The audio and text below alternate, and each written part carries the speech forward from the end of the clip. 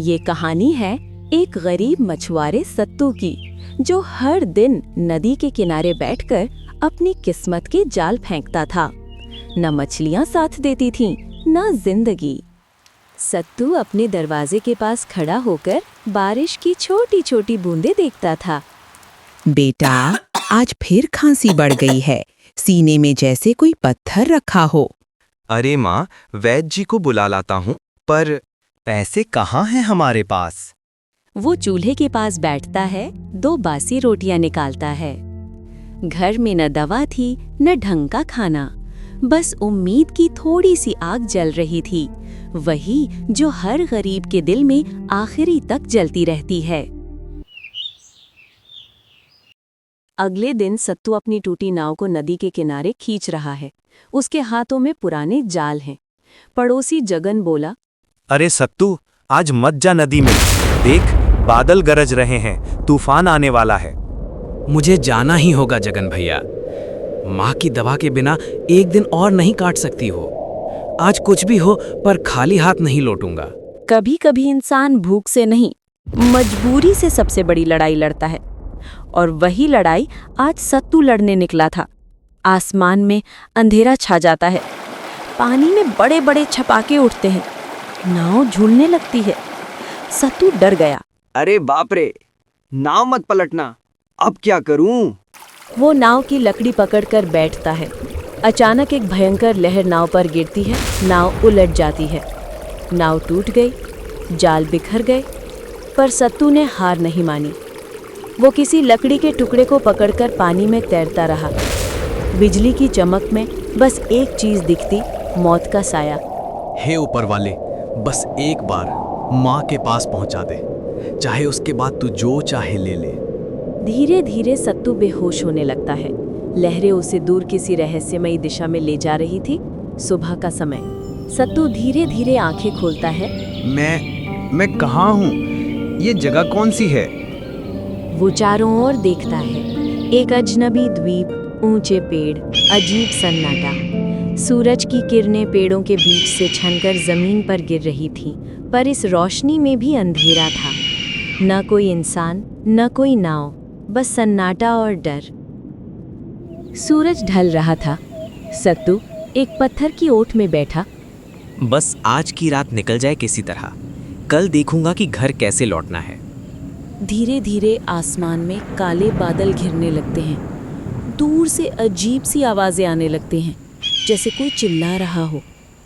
सत्तू नहीं जानता था कि जिस द्वीप पर वो फंसा है, वहाँ सिर्फ जानवर नहीं रहते, बल्कि कुछ ऐसे प्राणी भी हैं जिन्हें इंसान कभी देखने की हिम्मत नहीं करता। आसमान में एक अजीब छाया उड़ती दिखाई देती है, और बस यहीं से शुरू होता है सत्तू की जिंदगी का सबसे भयानक अध्याय, राक्षसों का द्वीप। सत्तू पत्थर की ओट में छिपकर बैठता है। उसकी आंखें डरी हुई रहती है। कौन है? वहाँ कौन है? कुछ नहीं दिखता, बस दूर पेड़ों की परछाइयां हिलती हैं। वो धीरे धीरे उठता है और चारों तरफ देखने लगता है। अचानक कहीं से एक अजीब सी गंध आई, जैसे किसी जले हुए मांस की। ये कैसी गंध है? कोई इंसान नहीं, ना ही कोई जानवर। वो झाड़ी में छुप जाता है और झांक कर देखता है। आकाश में कुछ विशालकाय आकृतियां उड़ रही हैं। उनकी आंखें आग की तरह लाल हैं। वो इंसान नहीं थे, वो कोई और ही थे, राक्षस। बड़े बड़े शरीर, पंखों से लिपटे, जैसे किसी पाप की सजा हो। राक्षस जंगल के बीच उतरते हैं। हाथों में तेज भाले और हड्डियां लटकती हैं। पहला राक्षस बोला, आज भूख बड़ी है, आज मजा आएगा। तभी दूसरा राक्षस बोला, जानवर हो या मनुष्य, जो मिले फाड़ डालो। वे चारों तरफ दौड़ने लगते हैं। सत्तू डर के मारे एक चट्टान के पीछे छिपा रहता है। उसकी सांसें तेज हो जाती हैं। राक्षसों ने शिकार शुरू कर दिया था। कहीं एक हिरन को खींचा जा रहा था, तो कहीं बंदरों की हड्डियां बिखर रही थीं। धरती खून से लाल हो रही थी। एक राक्षस हवा में झपटता है और एक बकरी को उठा लेता है। हे भगवान, ये कैसी जगह है? ये नरक है क्या? राक्षस अचानक ठहर जाते हैं। उनमें से एक हवा सूंघने लगता है। पहला राक्षस, रुको, रुक जाओ। मनुष्य की महक यहाँ आसपास है। मनुष्य? यहाँ 1000 साल में कोई नहीं आया। राक्षस चारों ओर सूंघने लगते हैं। सत्तू के माथे से पसीना टपकने लगता है। हे ऊपर वाले, अब तो बस तू ही बचा सकता है। ये मेरी आखिरी रात होगी। वो धीरे से पीछे हटता है, पर पैर के नीचे पत्ते चरमराते हैं। वो रहा, मनुष्य, पकड़ो। राक्षस झाड़ियों की तरफ दौड़ पड़ते हैं। सत्तू घबराकर भागता है। राक्षस सत्तू के पीछे दौड़ता है। वो कांटों से भरी झाड़ियों के बीच भाग रहा था। माँ, मुझे बचा ले। वह एक ऊंचे पत्थर पर चढ़ जाता है। राक्षस नीचे मंडरा रहे हैं। राक्षस नीचे से सूंघ रहे थे। वो महसूस कर सकते थे कि मनुष्य वहीं ऊपर है, पर ऊपर तक नहीं पहुंच पा रहे थे। एक राक्षस गुस्से में पत्थर पर भाला फेंकता है। ठक! सत्तू के पास से निकल जाता है। पहला राक्षस। भाग नहीं पाएगा। सुबह तक इसका मांस सूंघ लेंगे हम। वो गरजते हुए उड़ जाते हैं, जंगल में आग जैसी लकीर छोड़ते हुए। सत्तू पत्थर के पीछे छुपा था, थका हुआ, कांपता हुआ। फिर जब उसे लगा कि सब कुछ ठीक है, तो सत्तू नीचे आता है। अब क्या करूं? ये तो मौत का घर है। वो आसमान की ओर देखता है। चांद बादलों के पीछे छिप रहा है। रात खत्म नहीं हुई थी, वो तो बस शुरू हुई थी। और सत्तू को अब समझ आया, ये कोई साधारण द्वीप नहीं, ये राक्षसों का शिकार स्थल है, जहां हर रात कोई न कोई मरता है। दूर कहीं राक्षस की दहाड़ गूंजती है। सत्तू के चेहरे पर डर और दृढ़ता दोनों है। अगर जिंदा लौटना है तो भागना होगा, कल सूरज निकलने से पहले। और इसी डर और उम्मीद के बीच सत्तू ने ठान लिया, वो किसी भी तरह इस द्वीप से निकलेगा। पर वो नहीं जानता था कि असली खेल तो अभी शुरू हुआ है। सुबह का धुंधलका फैल चुका था। रात का डर अभी भी सत्तू के दिल में था, मगर अब उसकी आंखों में कुछ और चमक रही थी, उम्मीद की। धन्य है प्रभु, अभी सूरज उगा है। इसका मतलब मैं जिंदा हूँ। वह चारों ओर देखता है। जंगल अब उतना डरावना नहीं लगता, पर अजीब सन्नाटा है। वो जानता था, रात को राक्षस सोते नहीं, बस अपने शिकार की तलाश में निकलते हैं। दिन में शायद वो कहीं छिप जाते हैं। यानी सत्तू के पास अब कुछ घंटे हैं इस द्वीप से भागने के लिए। वह उठता है और टेढ़े मेढ़े रास्ते पर चल पड़ता है। जंगल के अंदर बढ़ता है। घनी बेलों के बीच एक टूटा हुआ मंदिर दिखता है। पत्थरों पर अजीब आकृतियां खुदी हैं। ये तो मंदिर लगता है, मगर इतना पुराना, जैसे सदियों से कोई आया ही नहीं। दीवारों पर लिखा था, जो भी इस द्वीप में आता है वो या तो मरता है या सदा के लिए इसका हिस्सा बन जाता है। सत्तू के चेहरे पर डर साफ साफ दिखाई दे रही थी। नहीं, मैं हिस्सा नहीं बनूंगा। मैं यहाँ से जरूर निकलूंगा।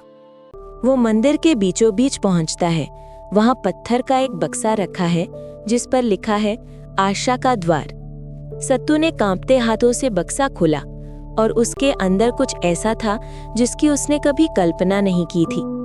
अंदर सोने के सिक्के, प्राचीन तलवार और एक नक्शा। ये तो नक्शा है। शायद इससे मैं बाहर निकल सकूं। वो नक्शा खोलता है। उस पर लाल बिंदुओं से एक रास्ता बना है, जो द्वीप की दूसरी तरफ समुद्र तक जाता है। नक्शे के आखिरी हिस्से पर लिखा था, मुक्ति का मार्ग। मगर सावधान, द्वीप अपना रहस्य कभी नहीं छोड़ता। सत्तू के चेहरे पर मिश्रित भाव, डर और उम्मीद दोनों थी। जो भी हो, अब यही मेरा रास्ता है।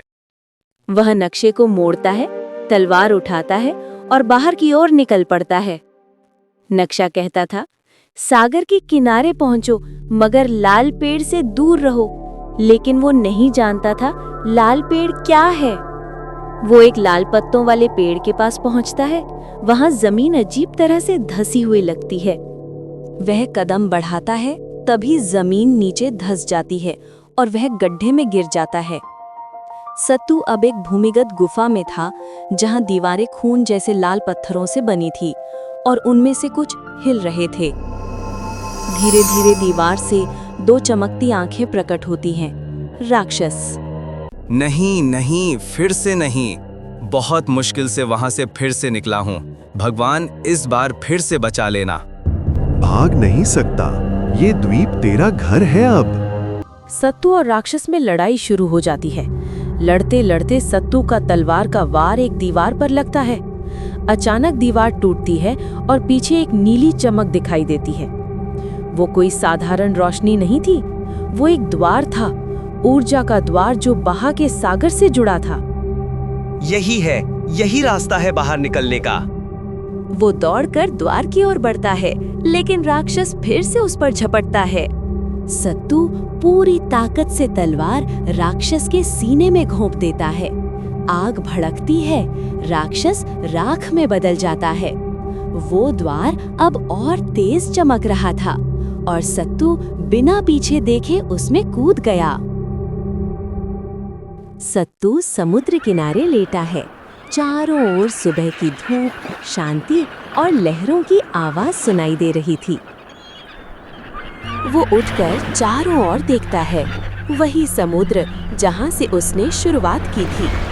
सत्तू ने द्वीप को हरा दिया था, पर जब उसने पीछे मुड़कर देखा तो द्वीप वहां नहीं था। वो गायब हो चुका था, जैसे कभी था ही नहीं। हवा चलती है और समुद्र की लहरों में दूर कोई सुनहरी चीज चमकती है, शायद खजाने का सिक्का। शायद कुछ सपने डर से बड़े होते हैं। सत्तू अपनी नाव बनाकर गांव की ओर लौटता है। उसकी आंखों में राहत थी। माँ अब ठीक हो जाएगी। उस खजाने से उसका इलाज भी करवाऊंगा और फिर कोई दुख नहीं रहेगा। नाव किनारे लगाता है। सत्तू मिट्टी को छूकर प्रणाम करता है। गांव के लोग दौड़ कर आते हैं। गांव का पहला आदमी बोलता है, अरे सत्तू, तू तो मर गया था ना? तू कहाँ था रे? कहानी लंबी है भाई, बस इतना जान लो, ऊपर वाले की दया से बच गया हूँ। गांव वाले उसे घर तक छोड़ते हैं। माँ की आंखों में आंसू आ जाती है। माँ बोली, सत्तू, तो सच में वापस आ गया बेटा? कहाँ था रे इतने दिनों से? हाँ माँ, अब कभी दूर नहीं जाऊंगा, सब कुछ बताऊंगा माँ। सत्तू उसे खजाने वाला बक्सा दिखाता है। ये क्या है बेटा? हमारे नए जीवन की शुरुआत जादू वाले बक्से से। अब हम कभी दुख में नहीं रहेंगे माँ। सत्तू और उसकी माँ दोनों खुशी खुशी जीवन जीते हैं। सत्तू अपनी मेहनत के कमाए हुए पैसे से शहर में एक व्यापार खोल देता है।